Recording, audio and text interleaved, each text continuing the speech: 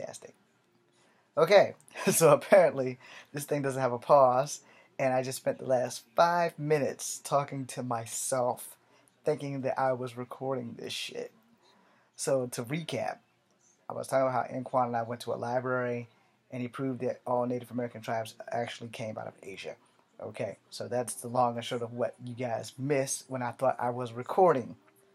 And some racial things said about my grandmother and my great grandmother on my father's side. I haven't spoke on my mother's mother yet, but she's also Native American, and she was raised by black people. So, henceforth, our high yellow skin. Anyway, so since people hardly really know what I am, I like to fuck with people sometimes. No, I really don't. I just get tired of trying to explain it to people sometimes, and sometimes I don't. Sometimes I just kind of go with it. I am whatever the hell you want me to be. I'm not Mexican, but I'll be Mexican today if it'll get me a date with a hot Mexican chick. All right. But anyway, since I was saying that all Native American tribes all originated out of Asia, and it was proven to me by my Korean friend who's the son of a priest, and I've had adventures where people have thought that I was the little kid from the Ninja Turtles, the pizza boy. Yeah, me, Ernie Reyes. No, I'm not Ernie Reyes Jr., and though sometimes I wish I was, I'm not him. Although, like him, I do martial arts, and unlike him, I haven't been famous since I was 6 years old. Okay, and after everything that I've put up here, I'm probably not going to keep trying to seek fame because I'm in my 40s now. I have a new hip, and I don't know if the doctors are ever going to clear me to let alone walk straight, let alone ever do kung fu again. So, as I have gone on this terrible, horrible ranting thing, now I charge this phone up. I don't think this lady's going to come back on Words with Friends. Plus, my phone's being retarded. No. I had been mentioning how a lot of us children of multiculturalness, most of us try to fade to one color or the other. And in my family, I seem to be the only one who embrace all three of our cultures. I will explain that. Many years ago, when I was living with my uncle, I always have had a struggle with like my identity racially. Because like I said, all throughout my childhood, I've never been black enough for black people, and we haven't really been exposed to like the reservation on either side of the family, so I haven't really been able to go to one to see how life is there. Although I would like to do that before I die. I know I'm Cherokee, right? But I also know that I'm black and I'm also white, and I also accept all of that until somebody black does something stupid, or until somebody white says something stupid, and then I'm kind of like, yeah, let me just stay Native American, and then I read something about Native Americans in the paper. They don't make the news, but they make the newspaper. So then I'm like, fuck. Okay, so now I have three ethnic backgrounds that I can't deny because I am them, but at the same time, other members of my family, they just want to be black. And I'm like, you know what? I like being human, but I like to embrace every part of me, because if you don't embrace every part of you, you're knocking yourself a little short. So back to what I was about to say before I got totally on a tangent. One night, I was sleeping, and I had this really, really fucked up dream. It wasn't a vision. It wasn't a vision quest. It was a fucked up dream. So I'm at Marco's house, sleeping. I had a really rough day. No, I didn't get fired. I just had a really rough day. Probably was going to get fired, but it was about the time I was about to get fired from Burger King. So anyway, yeah, don't threaten your managers. It's a very bad idea. Anyway, so in my dream, I was three people, and I was in a bar. I was white, I was Native American, and I was black. Well, the white side of me, and everybody knows that dreams work on a clusterfuck of quadrilaterals, where you can be three people and you can see from all of the eyes. So, in a dream, for some reason, the black guy and the white guy, both me, got to fighting. Native American guy sitting at the bar, he's drinking his ass off because Native Americans like to drink. Okay, so that's a stereotype. That's not always true, but we're gonna just go with that for the moment. And the black guy and the white guy, they got to fight. Now here's where it gets rough, because I know kung fu. My personas in dreams also knew kung fu. And these guys are just going at it. I mean, they're like going at it like some shit you see in any kind of Bruce Lee movie. It was kind of like that, except for they're like fighting each other. They're not fighting anybody else in the bar. Everybody in the bar is just kind of like spread out like the ocean. And they're watching this black guy and this white guy. and they're fighting, and they have my face, and I can see them. I'm the Native American as well, and I'm looking at them, and I'm like, what the fuck is going on with these two fools? And we all look exactly like Huey, Dewey, and Luke. We're all just like rumbling, except for a Native American guy who's sitting there just getting his drink on, just chilling, watching these two fools fight. So I've studied Tiger Claw, and I've studied Mantis and Snake and various forms of martial arts. And they're doing this. I mean, this just looks like a fucking action movie. I kind of didn't really want to wake up. But then the white guy went to go for a tiger strike, and the black guy grabbed his wrist and raked it across the white guy's gut and put his hand behind his back. And I woke up, and I had used Tiger Claw on myself in my sleep, and I had like the scratches on my arm. I also woke up with my arm behind my back. I have no idea how the fuck I did that, but anyway. So when I woke up, I had probably just started my job at the center. Or no, I hadn't even started working at the center yet. But there's a person who works there, and I'm not going to say her name. So she works there, and she's very spiritual. I don't know if she believes in God, but she's very, very spiritual.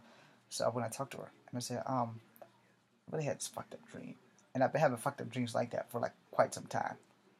And what she had explained to me was that I'm kind of torn between three realms of life due to the fact that I have three different ethnicities running into me. And this is why I had to accept them all so that my head would be screwed on straight, because I got tired of having all these dreams where I'm constantly fighting. And I'm fighting myself. So I'm like, okay. So what she explained to me was the white side of you thinks that it's the dominant. The black side of you wants to fight the white side because he wants to be the righteous one. And the Native American is just that neutral guy, because somewhere in their family history, each one of these people, who are you, has had to deal with something racial on one side or the other. Which she was correct, because I've never truly been black enough for black people, and I will never be white. But I've never really had to deal with like Native American issues until an incident at the one of the wheelchair basketball tournaments where me and this Native American from whatever tribe he's from, we had at it. You know, we kind of really had at it, because he said something, and I don't know if he realized what he was saying, but it kind of was on the effect of, you know, you half-breeds don't understand tribal life. Yeah, we kind of don't, because we're not living on the resi. So we don't understand tribal life if no one comes off the resi to explain it to us. And we had at it for about maybe 10 minutes. And I was like, you know what? I was a little bit more reserved than I am now. And as a martial artist, it takes a lot to keep your hands to yourself. People don't understand that, because most people don't know martial arts. But as a martial artist, when somebody steps over a certain amount of lines, sometimes you gotta punch a motherfucker in the mouth. I'm sorry. And if this guy wasn't in a wheelchair, it probably would have been a whole lot easier for me to tag him in the mouth. I don't support violence if I can help it. As a martial artist, I'm supposed to rise above that. As a former United States National Guard soldier, I'm supposed to rise above that. But this happened, excuse me, this happened before all that. So I was like, dude, I don't think you realize who the fuck you're talking to. You know, I mean, I know you're full-blooded, whatever tribe you're from or whatever. I think you're from out west, so I don't really know what tribe they're from. I don't really give a damn, because it's over, it's done. It's cool and everything, but it was just the principle that this guy just came out of his mouth with some kind of half-breed thing, and the reason why it blew me back, I mean, it like really, like, it just like kind of like somebody dropped a napalm grenade in my lap. It blew me back because I never ever met other Native Americans. Like, you know, all the Indian people I met were not the ones from tribes. They were the ones that were from India, you know, who I had, you know, no clue about their life. But, you know, I really was trying to come into my own. And, you know, so finally, you know, I guess what I was being told at the center is that, you know, when you finally realize everything, you'll bend or you'll break. But one way or another, you're going to come out of it. So I was like, well, damn, you know, there must not be enough Native Americans in Virginia to, like, put me on the path that I need to be on, because the only Native American that really talked to me about Native American stuff died when I was like 8, and she died like when Ghostbusters came out or whatever. And so, yeah, it's like, all right, well, okay. Our only tribal knowledge I had was from her. And I only had that like 3 months out of the year, and that was summertime. So I really didn't get a whole travel experience. I didn't get any of that shit. I just got stories of her life. So I probably only got stories of her life because I was the only kid that would actually stay there. Everybody else, we're just gonna be black. And I got that on both sides. Everybody just wants to be black. Okay, so okay, you don't want to accept your heritage. I can't judge you for that, so don't judge me. But I'm sitting there, I'm like, this asshole, because I was under the impression that there were no Native American assholes. Clearly, I was mistaken, but I was under the impression that there just was no Native American assholes. There were black assholes, there were white assholes. Hell, I'm an asshole, but there comes a time when you have to cut that shit off. But not only was this guy an asshole, he was kind of racist because it's like, this motherfucker just called me a half breed. It's like, I hadn't been called a half breed since fucking high school. And I really wanted to clock this guy, man. I'm like, motherfucker, you should have more respect when you're not on the resi than when you're on the resi for people who are hosting you while you're playing wheelchair basketball in our city. I'm like, this dickhead just called me a fucking half breed, and I want to punch him in the face. Then there was a moral issue. Like I said, the man was in a wheelchair, and he wasn't an able body. He was actually a paraplegic, from the waist down. So I was like, how bad would that be on a strike of my honor if I tagged this motherfucker in his face and knock him out of his wheelchair? He also had a pretty good looking niece. I think she was with him. I'm not sure. But anyway, moving back. And I'm thinking to myself, how much karmatic hell would I get if I hit this motherfucker and knock him out of his wheelchair? So I backed off. I let him have his piece because I haven't seen that bitch since. And that's always a good thing. When you get upset with people and you don't ever see them again, there's like really nothing wrong with venting. And I'm thinking to myself way back then, that could have worked out so differently. Or it could have went completely wrong and I could have punched this guy in a wheelchair and he could have kicked my ass. And that would have been really bad. But you have to think about things like that because some people don't think before they act. But as a martial artist, I pretty much know that you have 365 pressure points in the human body. 250 of them will kill you if you know the correct ones, which I slightly do. Shh, that's a secret. But anyway, so as I've gotten older and I've been able to deal with racial events a little bit more, and as I've come into my own, I guess you can say, you know, I feel more Native American than I do black or white. If that makes sense to you guys, it probably doesn't. Because if you're not a mixed person, you have no idea what goes on in here and in here. And the thing is, I accept my Native American heritage. I even picked up like a hobby of roots. These are all no mask from like Japan folklore to keep me safe, like dream catchers. But since I can't do kung fu anymore, I picked up a habit of going back into archery with a recurve. And as soon as I get back some more spare time, I'll go back to shooting targets and stuff. And I'll probably add up a video or whatever. I really shot the shit out of my shed. But, it's the thing about racism that slightly disturbs me is that, no one wants to be accountable for the things that come out their mouth. Or they try to catch it, but they catch it too late. And, once you fire that cylinder, it's no more going back. And I have a policy that people, they don't have to respect. But you got to understand this. Because most of the things that we say, we do mean it. On some level or another, deep down in the recesses of your mind, you meant it. You might not have wanted to say it the way you said it, but you probably just couldn't word it correctly. But if you said it, you meant it. And then there's my theory on saying the words, I'm sorry, or apologizing. I'm going to be honest. I try not to do anything so that I don't have to apologize. Because most of the time, an apology is a way of placating to people. And then when I say that, it means like, okay, I stepped on your shoes. I didn't really mean that. So I should say I'm sorry. And that makes you feel good that I acknowledge that I fucked up.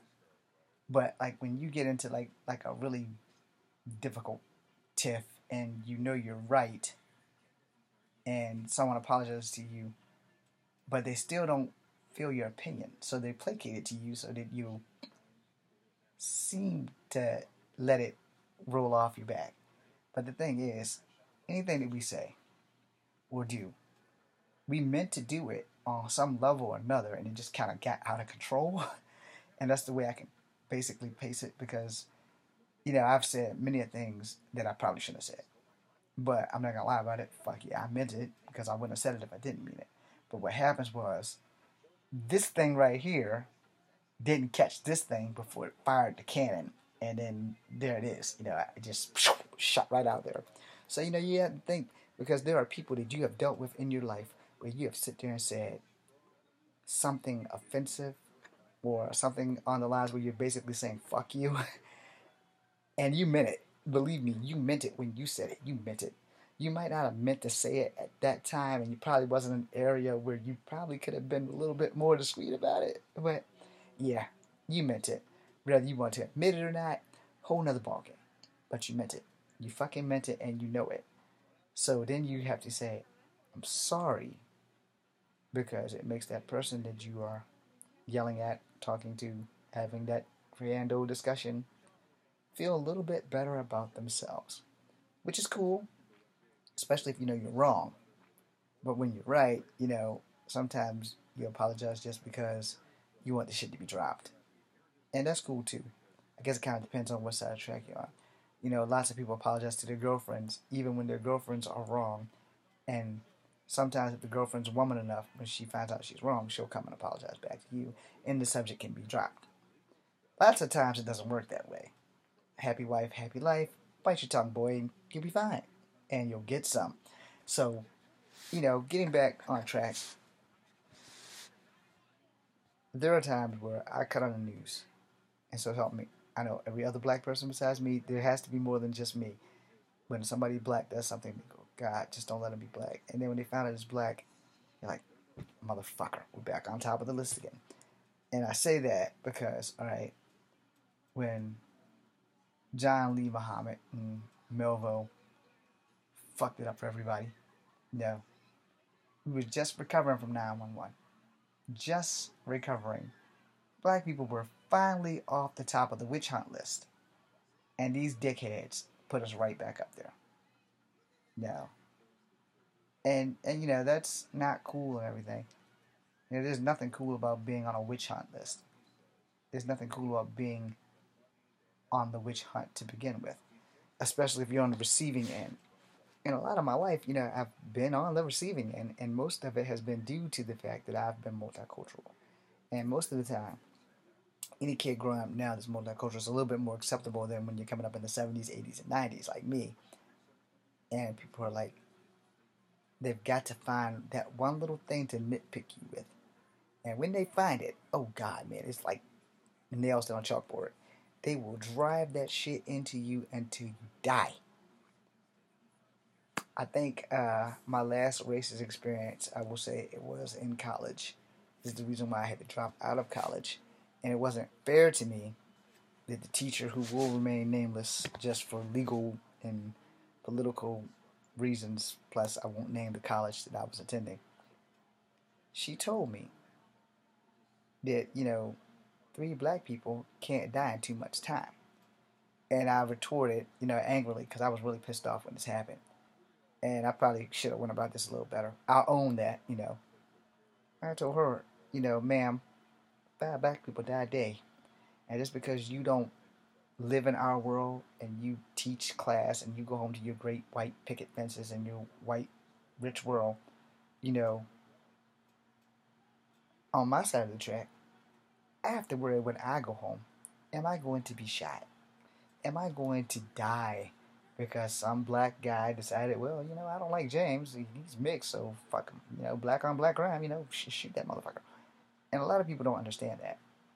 And, when it comes to black on black crime, which happens more often than not, it's unacceptable, but it's kind of acceptable. I guess it kind of depends on the situation. But when it does happen, less people seem to give a damn than others, And it's kind of like the routine, all right?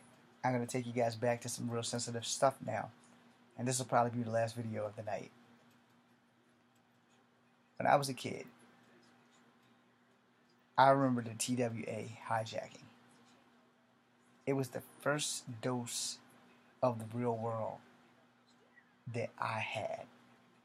It is probably what made me never want to get on a plane until I got old enough to understand. And of course, I had a blessing of having a little 4-year-old Chinese girl keep me from being scared of being on a plane. Thank you, young lady, wherever you are. Anyway, moving on. So back in the 80s, when they had the TWA, which eventually would lead to other terrorist things like 9/11 and the shootings of McDonald's with postal workers going off, and black people not making good bargaining chips, because like the first people killed on the TWA flight were the black people. And people don't like to go back and touch on things in the past. But see, if you don't touch the past, you won't learn the future.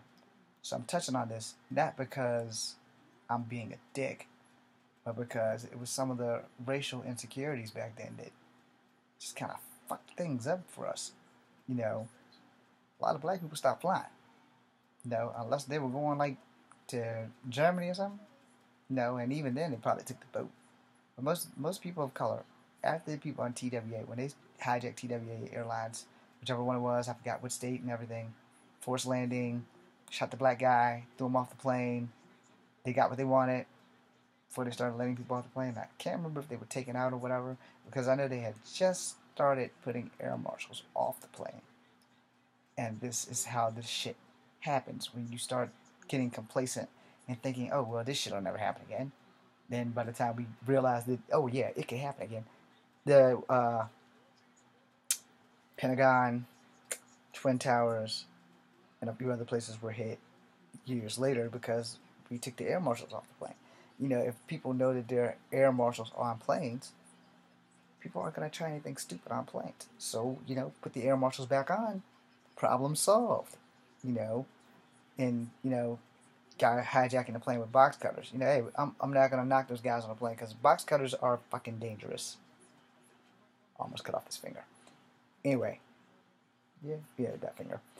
But, the thing is, no one knows how someone's going to react until they're in this situation. And a box cutter is very dangerous. It doesn't take much to cut the human throat. No.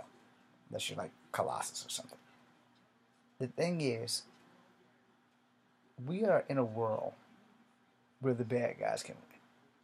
We're in a world where your fellow man doesn't really mean that much to you anymore.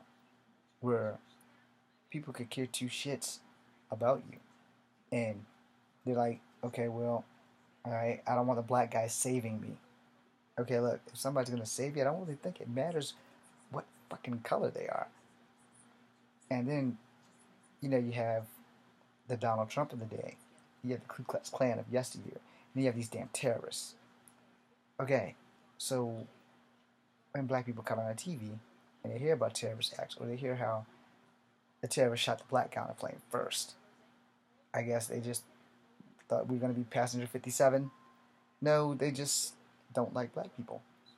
Now, I haven't been able to Google that stuff, and they probably can't find it anyway, which is probably a blessing.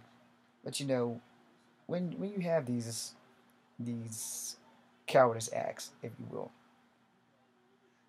everybody on that plane is in danger. And it's just a matter of who's holding that gun or who's holding that knife and what number the man upstairs has you listed on how you're going out. If you're not a God-respecting person, okay, cool. I can't judge you. I'm not God. Hope to see you on the other side. I will put it to you the way it was put to me.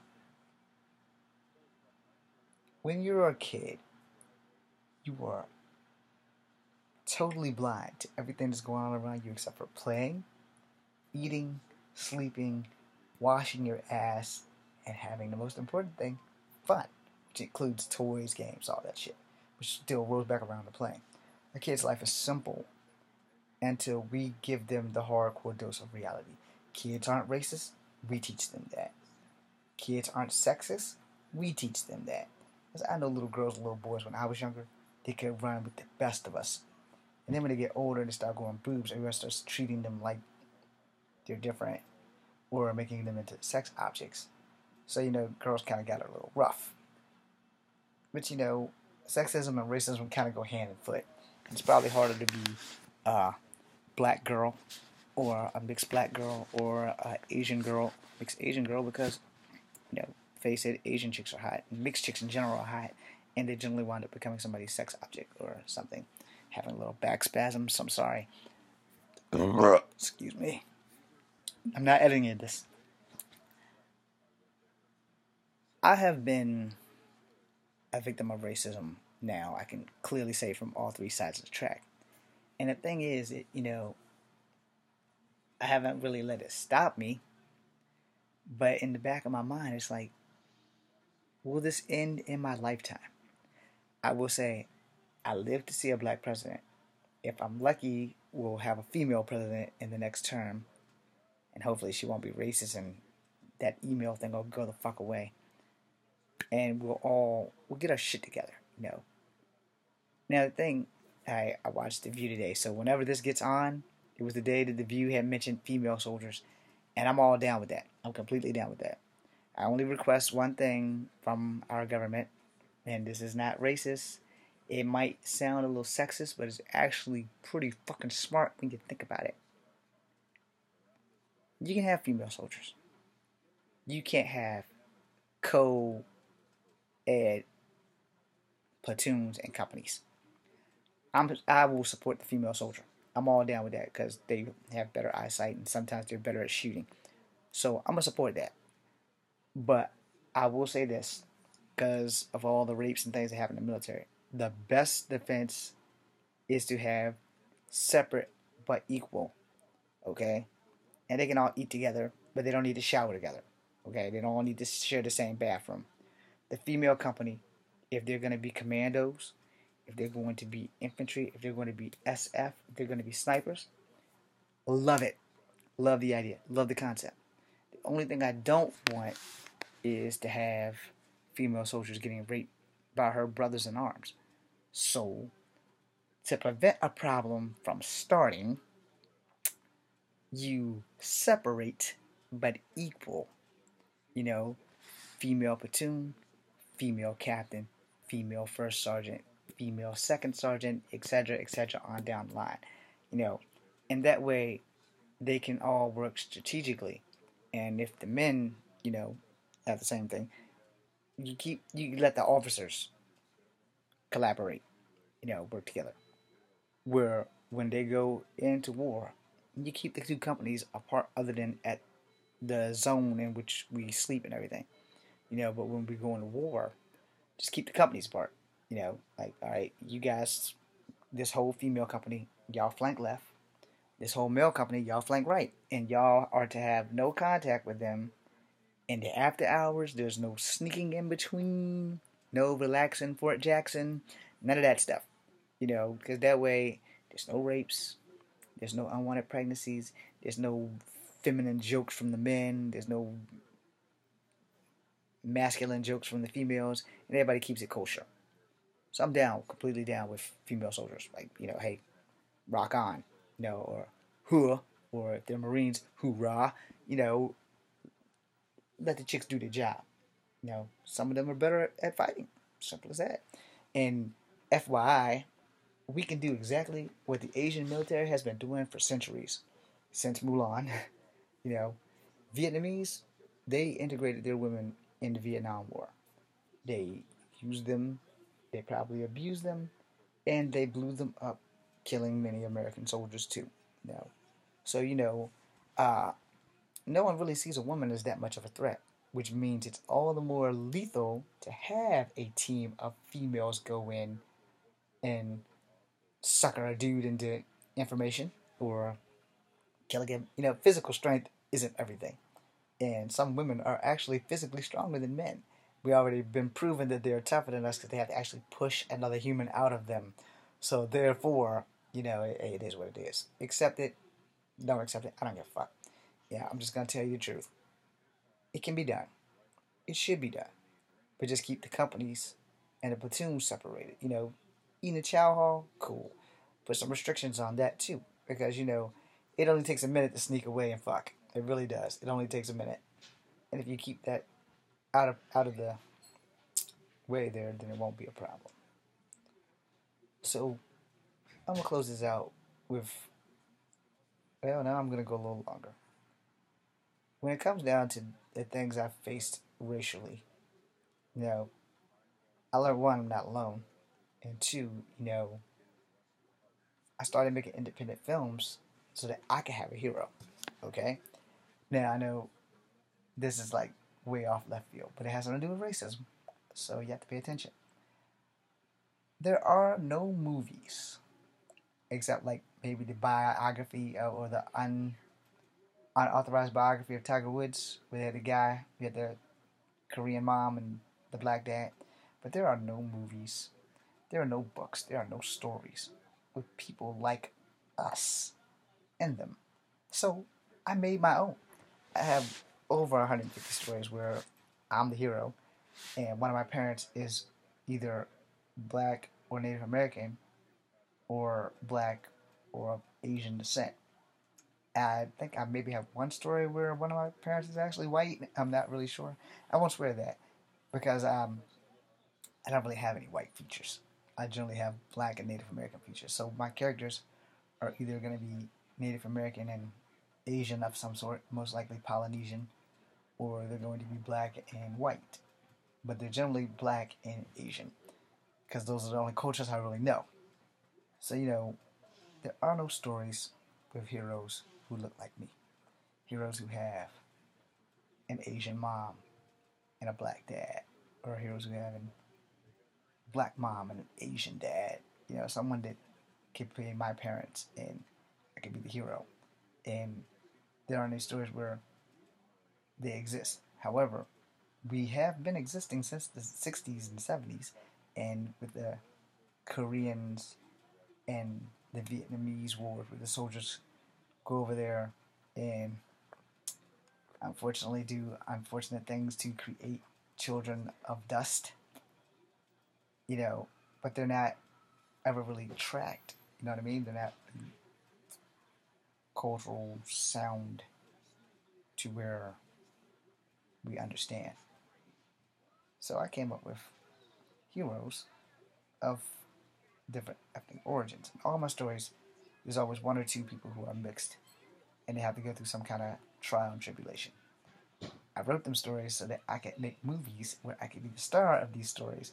However, unfortunately, my life had taken a very bad turn, and so I don't have a snowball's chance in hell of actually completing these things as much as I would love to, because there's tons of remakes. There's always a remake coming out somewhere.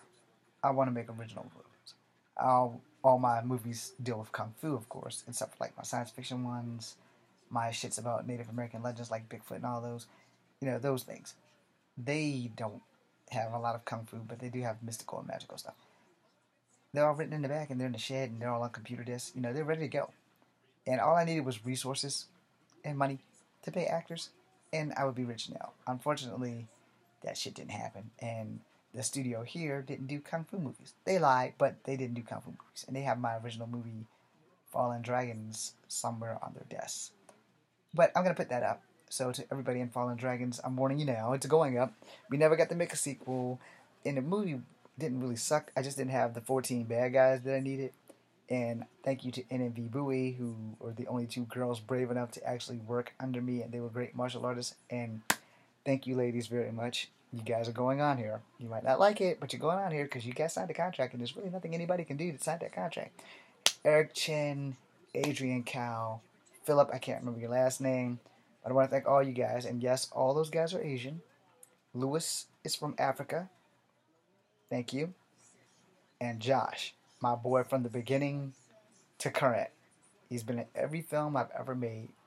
And I want to sit here and take the time to thank you guys while I'm talking about racist. I try to make a movie more Hong Kong themed. Most of my stars are Asian, black, white. I don't have the discrimination bone in my body. If you want to act and you're willing to show up and you can't act, I don't give a shit. As long as you show up, I can teach you the kung fu.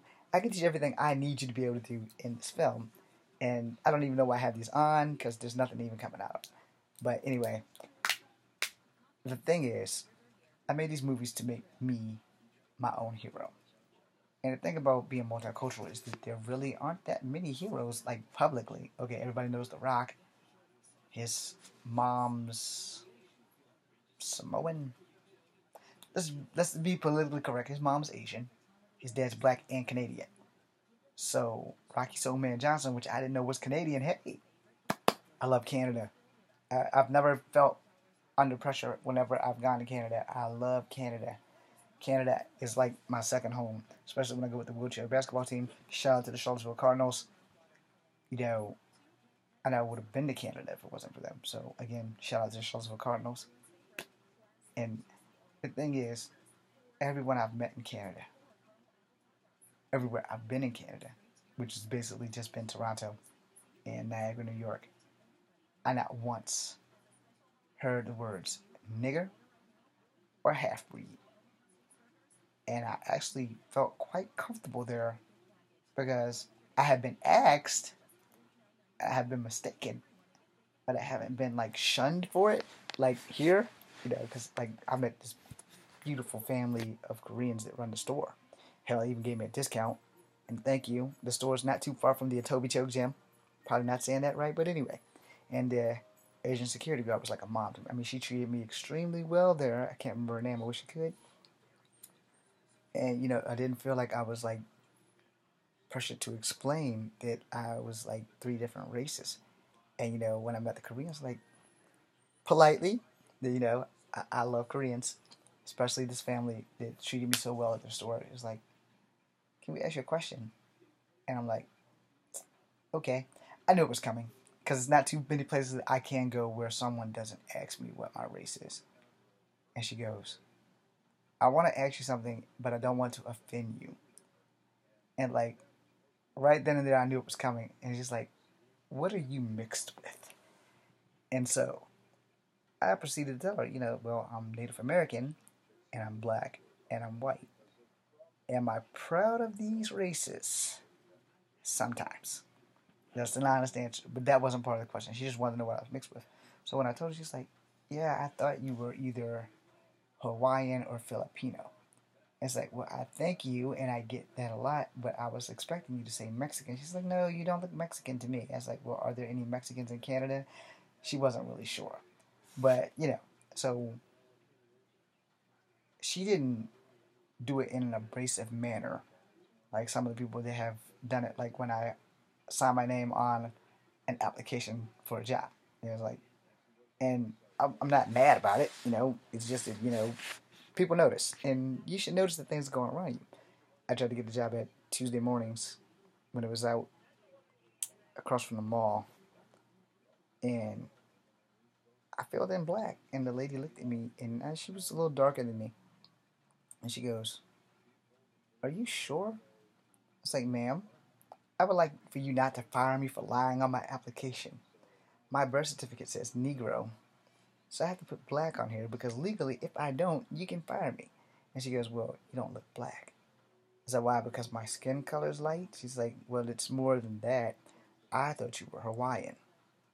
And like, okay, one, if I was Hawaiian, there's no way in hell I would ever leave Hawaii unless the fucking volcano blew up. So, yeah, I'm definitely not Hawaiian. If I ever get to Hawaii, though, I probably would never leave. Build a house out of sand. Other places that I've gone where my race has been a factor, and other places I've been where people have been so brazenly bold to say things in front of me. And like, I mean, it's in English. I speak English.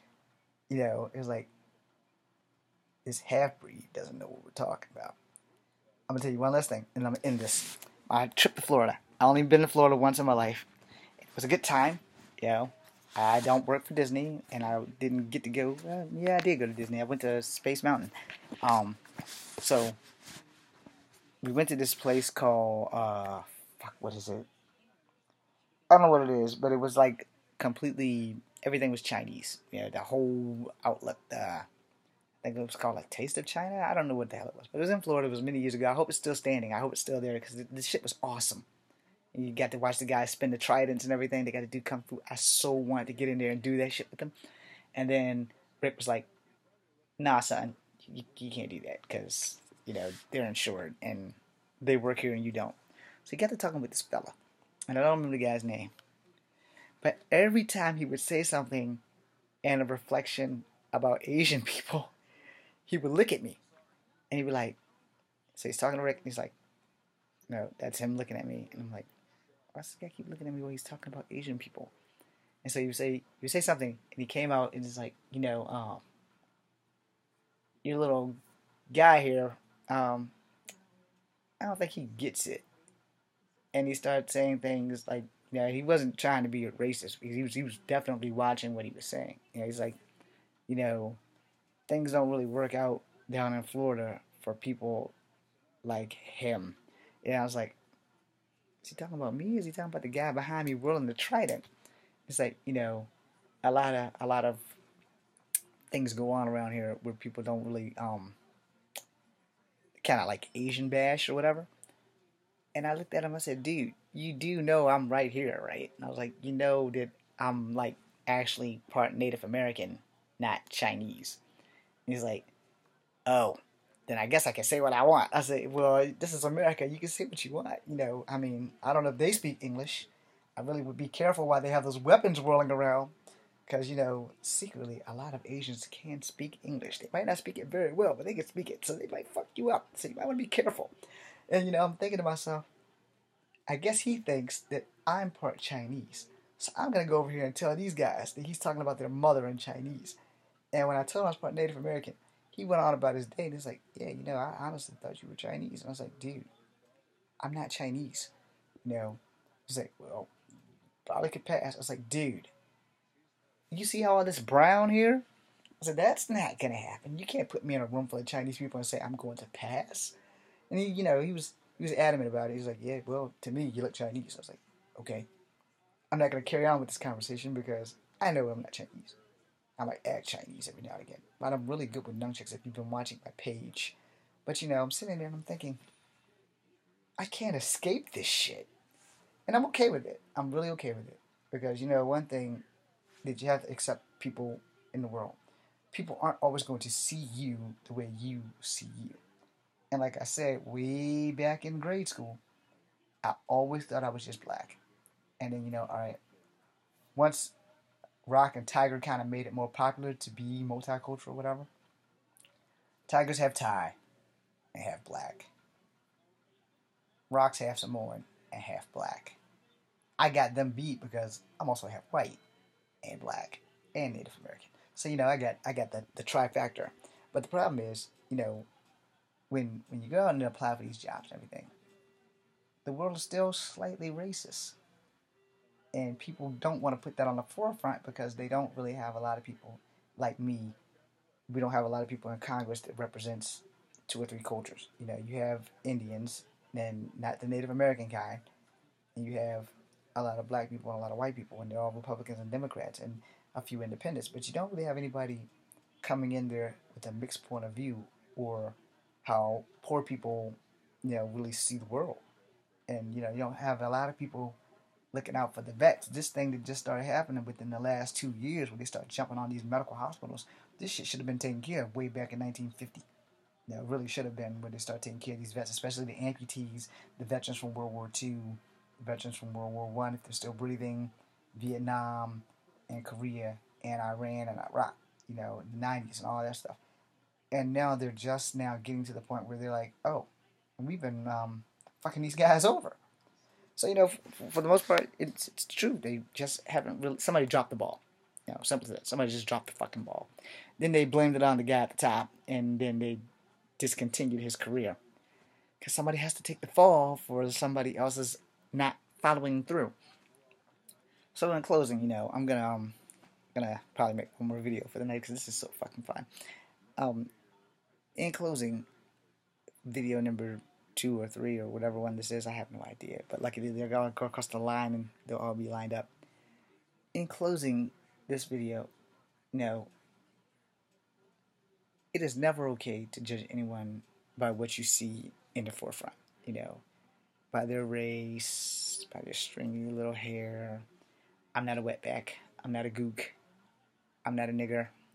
I'm not a chink. I'm not a chief. I'm not a spick. I'm a human. And so when you see people, you need to address them as a human. Okay? I'll be the first to tell you there are very few heroes in games and movies that are, unless you're in Hong Kong. In America, there's very few Asian heroes. There's very few black heroes. No, Wesley was holding it down for the longest time with the Blade movies and all that stuff and the Passenger 57s and all that. And, there's just not that many because a lot of black people aren't willing to take the chance of saying we can or we can't act. Which is, respectable because it's not an easy business to get into. I've been trying since I was in my 20s. Just like I was trying to get into the military since I was 19. And everything just happens in its time, I guess. And I got in the military at 37, which wasn't a great thing, but it was a great thing because I really wanted to be there. However, the man upstairs really rearranged my plans there, like the new hip. And then, same thing with getting into movies. Some people can act and some people can't.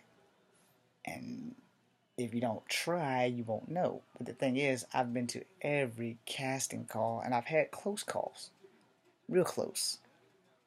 And then you get to that brass ring and it's snatched away from you. My closest call was Toy Soldiers in the Damon Wayans movie where he was a sergeant.